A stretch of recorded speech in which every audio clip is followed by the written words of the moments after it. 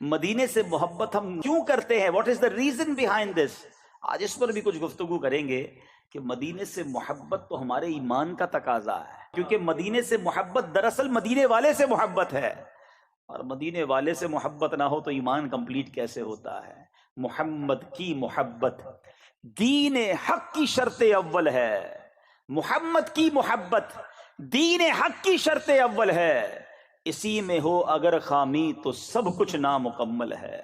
تو آقا سے محبت کے بغیر تو ایمان ہی کمپلیٹ نہیں ہوتا نا۔ تو بہرحال نبی پاک علیہ الصلوۃ والسلام نے اپنی زندگی کے، پہلے تھوڑا سا سمجھ لیں، اور یہ بات نوجوان بچے موجود ہیں، پیارے آقا کی زندگی کا ایک نقشہ ہم سب کے ذہنوں میں ہونا چاہیے۔ حیات طیبہ کے بارے میں جتنی معلومات ہوگی اتنا انشاءاللہ سیکھنا سمجھنا بڑا آسان ہو جائے گا۔ پیارے آقا علیہ الصلوۃ والسلام نے اس فانی دنیا کو 63 سال اختیار فرمایا، 63 ایئرز نبی پاک کی عمر مبارک، ٹھیک ہے۔ 63 میں سے 53 سال میرے آقا علیہ الصلوۃ والسلام نے مکہ پاک میں گزارے۔ 40 سال کی عمر میں پیارے آقا علیہ الصلوۃ والسلام پر پہلی وحی نازل ہوتی ہے، ٹھیک ہے۔ اور نبوت کے پہلے تو جیسے وحی نازل ہوئی، اسلام کا پیغام پھیلانا شروع کیا، تو فرسٹ 3 ایئرز، پہلے 3 سال تو چھپ کر اسلام کی بات کی جاتی تھی، اعلانیہ بات نہیں ہوتی تھی۔ 3 سال کے بعد حکم ہوا کہ اب اعلانیہ بات کریں، اب علل اعلان لوگوں کو اسلام کی طرف بلائیں۔ تو نبی پاک علیہ الصلوۃ والسلام نے اب اعلانیہ طور پر اسلام کی دعوت دینا شروع کی۔ یہ اب نبی پاک کی عمر کے 43 ایئرز ہو چکے تھے، 43 سال ہو گئے تھے، ٹھیک۔ اب نبی پاک کا جب یہ فرمانا تھا، اللہ کی طرف بلانا تھا، تو جو کفر کے ایوان تھے ان پر لرزہ طاری ہو گیا، وہ غصے میں بھر گئے، مسلمانوں پر ظلم کی آندھیاں برپا کر دی انہوں نے۔ تھوڑے تو مسلمان تھے، مسلمان گنتی کے مسلمان تھے، اور اب سارا عرب جو ہے، سارے مکے کے لوگ جو ہیں وہ مسلمانوں کے خلاف ہو گئے، اور ایسے ایسے مظالم ڈھائے گئے کہ پہاڑ بھی ہوتا نا، جس طرح کے وہ مظالم تھے، جس طرح کے وہ ظلم تھے، کہ پہاڑ بھی ہوتا تو اپنی جگہ چھوڑ دیتا، ریزہ ریزہ ہو جاتا۔ مگر غلامان مصطفیٰ صلی اللہ علیہ وسلم پر ہماری ہزاروں جانیں قربان، کس طرح انہوں نے ظلم و ستم برداشت کیا، اور کوئی بھی اسلام میں سے پیچھے نہ ہٹا۔ کیا خوب شاعر کہتے ہیں، نقشہ کھینچتے اس وقت کی ڈیفیکلٹ سچویشن کا، اس وقت کے مشکل حالات کا، وہ کہتے ہیں مسلسل پھولنے پھلنے لگا اسلام کا پودا، مخالف تھے قریش اب بڑھ چلا کچھ اور بھی سودا، نبی کو اور مسلمانوں کو تکلیفیں لگی ملنے، وہ تکلیفیں کہ جن سے عرش اعظم لگا ہلنے، لٹاتے تھے کسی کو تپتی تپتی ریت کے اوپر، تو رکھتے تھے کسی کے سینہ بے کینہ پر پتھر، بلال و یاسر و عمار و خباب و سمیہ، صہیب اور بو فقیہہ اور لبینہ اور نہدیہ، زنیرہ اور عامر تھے غلام اور لونڈیاں ان کی، مسلمان ہو گئے بس آ گئی آفت میں جان ان کی، محمد کی محبت میں ہزاروں ظلم سہتے تھے، میرے آقا کی محبت میں ہزاروں ظلم سہتے تھے، خدا پر تھی نظر ان کی زباں سے کچھ نہ کہتے تھے۔ یہ معاملہ 10 سال تک چلتا رہا، ظلم و ستم کی آندھیاں رہی۔ آخر نبی پاک علیہ الصلوۃ والسلام کو اللہ کریم عز و جل نے ہجرت کا حکم دیا، اور اب نبی پاک چند صحابہ کرام کو لے کر ہجرت کے لیے مدینہ منورہ کی طرف روانہ۔ اس سے پہلے چند صحابہ روانہ ہوئے، اور پھر آقا ایک رات ایسی آئی کہ نبی پاک بھی صدیق اکبر کے ساتھ مدینے کی طرف روانہ ہوئے۔ اب ہجرت کی رات نبی پاک علیہ الصلوۃ والسلام کی کیفیت کیا تھی، ذرا سوچئے، توجہ کیجئے۔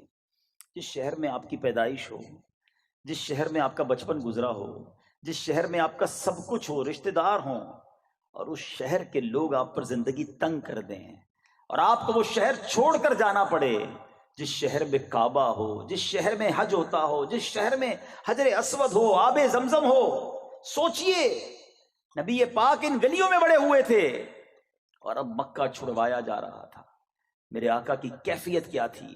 مکے کے ایک مقام پر نبی پاک علیہ الصلوۃ والسلام نے مقام حزورہ پر کعبے کی طرف رک کر کے فرمایا، اے مکہ، اللہ پاک کی قسم، بے شک تو اللہ پاک کی تمام زمین میں میرے نزدیک سب سے زیادہ پسندیدہ ہے، اللہ کی قسم اگر مجھے ہجرت پر مجبور نہ کیا جاتا میں تجھ سے ہجرت نہ کرتا۔ بڑے غم زدہ کیفیت میں نبی پاک مکے کو چھوڑ کر جاتے ہیں۔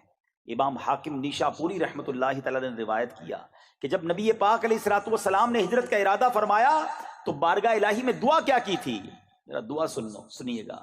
اللہم انک ان اخرجتنی من احب البلاد الی فاسکنی فی احب البلاد الیک، یعنی الہی تو نے مجھے میرے محبوب ترین شہر سے ہجرت کا حکم دیا ہے، اب میرا قیام ایسی جگہ فرما جو تیرے ہاں محبوب ترین ہے، اب جو تیرے یہاں پسندیدہ ہے اس جگہ میرا قیام فرما۔ اے عاشقان مدینہ سنو سنو، شیخ عبدالحق محدث دہلوی رحمت اللہ تعالی علیہ نے یہ حدیث پاک جذب القلوب میں نقل فرمائی اور فرمایا اذ الحبیب لا یختار لحبیبہ الا ما هو احب واکرم عنده، یعنی ایک محبت کرنے والا اپنے محبوب کے لیے وہی پسند کرتا ہے جو اس کے نزدیک زیادہ پسندیدہ اور عزت والا ہو، جبکہ محبوب خدا سید الانبیاء صلی اللہ تعالی علیہ وسلم نے ہجرت فرمائی اور دعا بھی کی کہ الہی اب اس مقام میں میرا قیام ہو جو مقام تیرے یہاں محبوب ترین ہے۔ اس دعا کے بعد اللہ پاک نے نبی پاک علیہ الصلوۃ والسلام کے لیے شہر مدینہ کا انتخاب فرمایا۔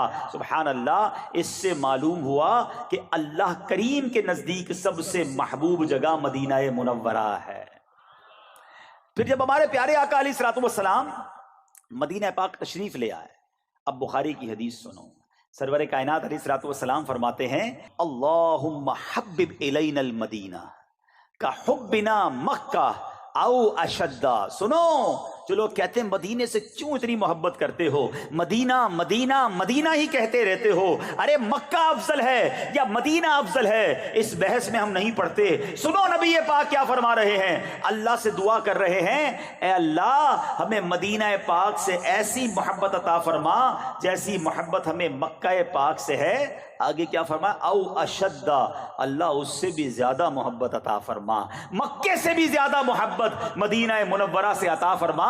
یہ دعا کون کر رہا ہے؟ یہ رب کے حبیب کر رہے ہیں، سرور کائنات علیہ الصلوۃ والسلام دعا کر رہے ہیں۔ اب اس حدیث کے تحت، اس دعا کے تحت مفسر قرآن مفتی احمد یار خان رحمت اللہ تعالی علیہ کیا خلاصہ کرتے ہیں کہ میرے نبی مکی مدنی صلی اللہ تعالی علیہ وسلم کی اللہ نے ساری دعائیں قبول فرمائیں، کیونکہ ہر مسلمان کو مکے سے زیادہ مدینہ منورہ پیارا ہے۔